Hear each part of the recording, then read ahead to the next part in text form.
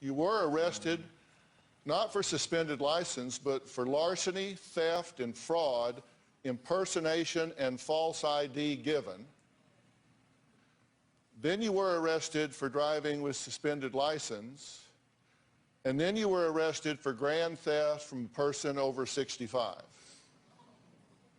So you did have 4 arrests, but they weren't for 2 suspended license and 1 marijuana and 1 cocaine by a friend that got expunged. There was a larceny, theft, and fraud, giving a false ID, and grand theft from a person over 65. You never mentioned the 2 larcenies, theft, and frauds at all, did you? No. But I just asked you, as I sat there in that chair, if you were being honest with us since you were here. Right. And you said yes. Yes. And that was a lie. You watched a lot of shows, studied me up. Yeah. Did you not notice that I do my homework? Yeah. Yeah. She may be blinded by love. I am unaffected. Because there was something you said and did at the end of your interview that we did with you that was just 2 seconds that reveals to me your true attitude about this, and here it is. To be her Prince Charming. Bam. Well, shoot, we were at the last question. It wasn't like that. That's like video. Because she was like, I got one more question for you. I think that was the end. And I was like, it's over. I'm on a camera. Bam. So I got to put that in there. Bam. It wasn't put out like that. Up next, Chris's dad is here. He says things have gotten so bad with his son, he's thought about cutting him out of his life. We're going to meet Dad and Chris's stepmother when we get back.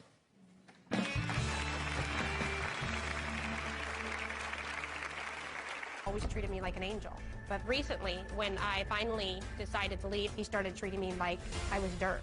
He would say I'm a fat-ass, lazy bitch, and just threatened that he was going to hurt me. He took air out of my tires so I couldn't go anywhere. He threatened to choke me if I would leave, and that night I ended up calling the cops.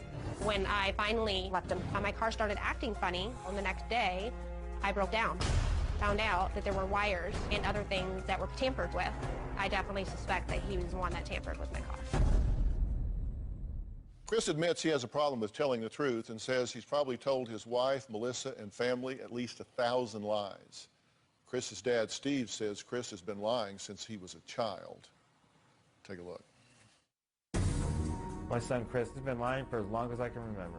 And after 27 years, he's perfected his craft. When Chris was 18 years old, he made up like a 5-page contract for a motorcycle team for $180,000 a year. And all this was to impress a girl. A few years ago, Chris said he had a job at a health club, so my wife Karen and I went out and spent like $300 on all these clothes. He got up, got dressed, went to work every day, came home, and in fact, he had no job. At one point, I started my own company, making really great money. I wanted Chris to kind of learn the trade, and I would take him to work, and from day one, he wanted to be the supervisor. I would fire him 2 or 3 times a day, and he would just go sit in the truck and pout. He's never worked hard for anything in his life. I bought Chris probably 5 cars, and my mother probably bought him 3 cars. I cut Chris off in 2013. He'll still come to me and still try me anyway, but he might get a couple dollars. You know, I'm going to feed him. You know, I'm not going to make sure he's got a roof over his head. I'm not going to leave my child out like that. I don't enable Chris, but I have helped him, and over the years I would just say, Chris got me again. And it happens time after time. He's good. Well, Chris's stepmom, Karen, says